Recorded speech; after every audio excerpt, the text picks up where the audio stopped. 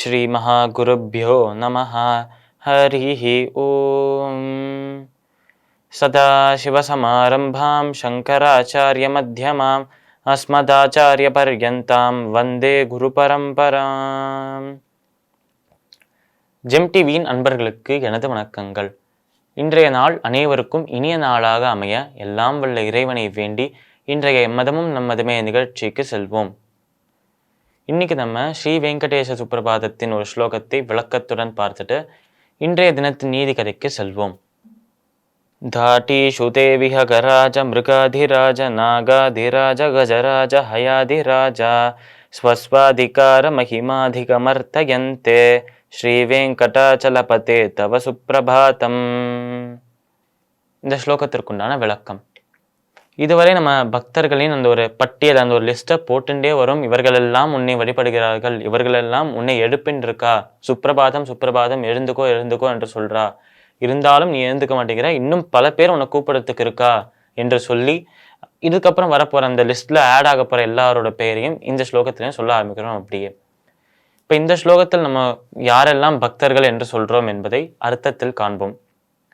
தாட்டீஷுதே விஹகராஜ மிருகாதிராஜ. தாட்டீஷுதே, அதாவது இவரை வழிபடுவதற்காக, நம்ம பெருமாளை வழிபடுறதுக்காக ரொம்ப பக்தியோட 5 பேர் காத்துட்டு இருக்கா.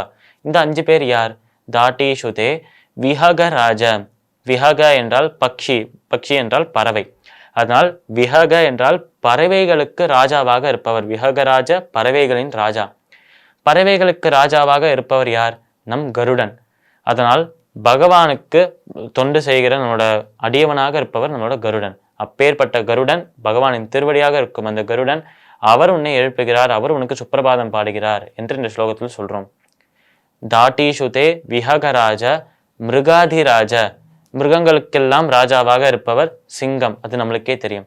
அப்பேற்பட்ட அந்த சிங்கமும் உனக்கு வாகனமாக இருக்கு என்று சொல்றோம். தாட்டீஷுதே விஹகராஜ மிருகாதிராஜ நாகாதிராஜ. நாகங்களுக்கு, பாம்புகளுக்கெல்லாம் தலைவனாக ராஜாவாக இருப்பவர் ஆதிசேஷன். அப்பேற்பட்டவர் தான் உனக்கு படுக்கையாகவே இருக்கார், உனக்கு வாகனமாகவும் இருக்கார் என்று சொல்றோம். நாகாதிராஜ கஜராஜ. கஜம் என்றாலே யானை என்ற அர்த்தம். யானைகளுக்கு ராஜாவாக இருப்பவர் ஐராவதம் என்னும் அந்த யானை. அந்த ஐராவதமும் உனக்கு வாகனமாக இருக்கு. கஜராஜ ஹயாதிராஜா.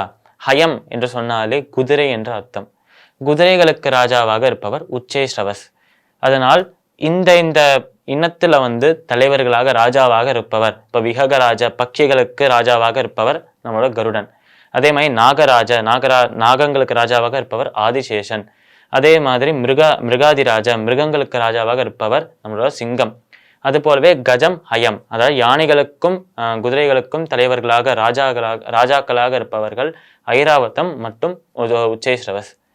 இத்தனை பேர் இவாளோட இனத்துல இவா இருக்கிற அந்த இனத்துல ராஜாக்களாக இருந்தாலும் உனக்கு சேவகம் செய்கிறார்கள், உனக்கு அடியவர்களாக தான் இருக்கிறார்கள். எப்பொழுதுமே அந்த ராஜாவாக இருக்கும் என்ற ஒரு கர்வமே இல்லை அவளுக்கு. அதனால அப்பேற்பட்ட பெரிய பதவியில, அப்பேற்பட்ட ஒரு பெரிய பொசிஷன்ல இருக்கிறவாளையும் ரொம்ப ஹம்பிளா, ரொம்ப பணிவாக்கக்கூடிய ஒரு சக்தி உனக்கு இருக்கு. அப்பேற்பட்ட பெருமாளே, உன்னை அவர்கள் எப்படி வழிபடுகிறார்கள் தெரியுமா? தாட்டீஷுதே விஹகராஜ மிருகாதிராஜ நாகாதிராஜ கஜராஜ ஹயாதிராஜா ஸ்வஸ்பாதிகார மகிமாதிக மர்த்தயந்தே. உன்னுடைய வாகனமாக இருக்கும் உன்னோட வாகனமாக இருக்கும் அந்த ஒரு ஹானரை அவளுக்கு தந்திருக்க. இந்த மாதிரி உன்னோட வாகனமா இருக்கிறது அவளுக்கு ஒரு மரியாதைக்குரிய விஷயம். அந்த ஒரு மரியாதையை நீ அவளுக்கு தந்திருக்க.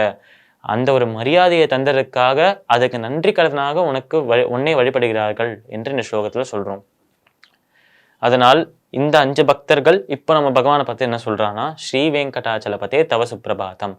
வெங்கடாச்சலம் என்னும் மலையில் இருந்து கொண்டு அனைவருக்கும் அருள் பாலிக்கும் பெருமாளே, உனக்கு நமஸ்காரம், நீ துயிலற வேண்டும், உனக்கு சுப்பிரபாதம் என்று இந்த 5 பேர் சொல்றா என்று இந்த ஸ்லோகத்தில் பார்க்க முடியாது.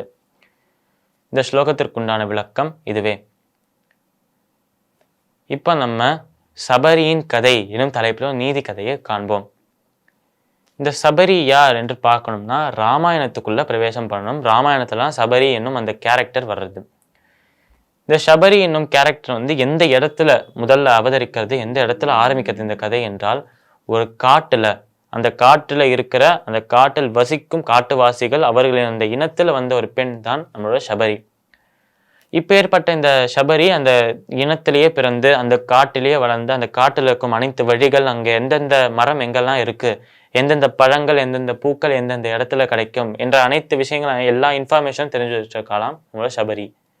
இப்பேற்பட்ட அந்த சபரி அந்த காட்டிலேயே இருந்தனால காடு அந்த சபரியோட வீடாக மாறிட்டாம். தன்னோட வீட்டில் இருக்கும் அனைத்து மூளை முடுக்கையும் தெரிஞ்சு வச்சிருந்தாலும் சபரி. இப்பேற்பட்ட சபரிக்கு ஒரு நாள் ஒரு அதிர்ச்சி தரக்கூடிய விஷயம் நடந்ததாம்.